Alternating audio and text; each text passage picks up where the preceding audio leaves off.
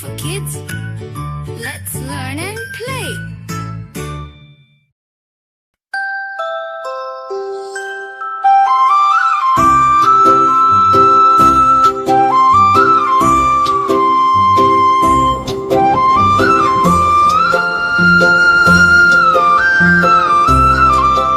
ಬಹಳ ವರ್ಷಗಳ ಹಿಂದೆ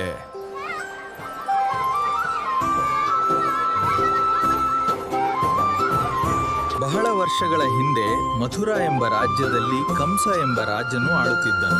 ಆರಂಭದಲ್ಲಿ ಅವನು ಒಳ್ಳೆಯವನಾಗಿದ್ದ, ಆದರೆ ನಂತರ ಅವನು ಕ್ರೂರನಾದ.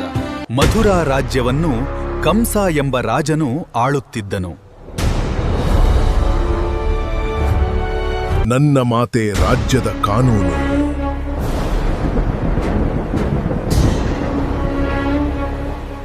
ಜನರು ಕಂಸನನ್ನು ನೋಡಿ ಭಯಪಡುವರು.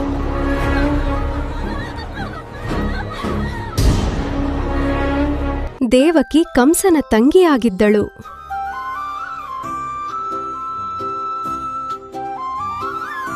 ನಿನಗೋಸ್ಕರ ನಾನಿದ್ದೇನೆ ತಂಗಿ. ಅಣ್ಣ,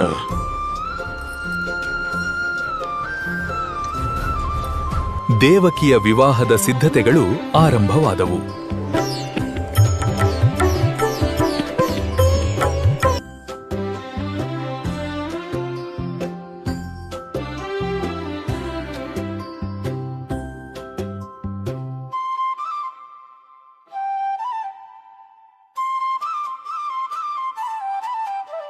ಅಣ್ಣ, ಇಷ್ಟು ಸುಂದರವಾದ ಕಾರ್ಯಕ್ರಮ ಮಾಡಿದ್ದಕ್ಕೆ ಧನ್ಯವಾದಗಳು. ನೀನು ಸದಾ ಸಂತೋಷವಾಗಿರಬೇಕು ದೇವಕಿ.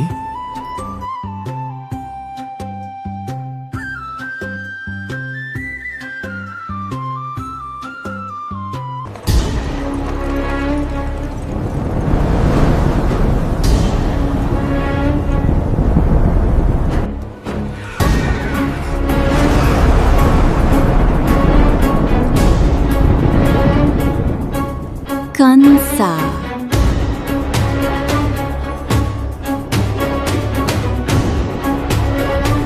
ದೇವಕಿಯ 8ನೇ ಮಗನು, ನಿನ್ನ ಅಂತ್ಯಕ್ಕೆ ಕಾರಣನಾಗುವನು.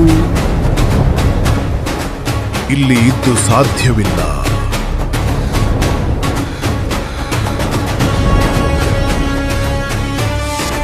ಎಂತನೇ ಮಗು, ನನ್ನ ಅಂತ್ಯವೇ. ನಾನು ಅದನ್ನು ನಡೆಯಲು ಬಿಡುವುದಿಲ್ಲ. ಅಣ್ಣ,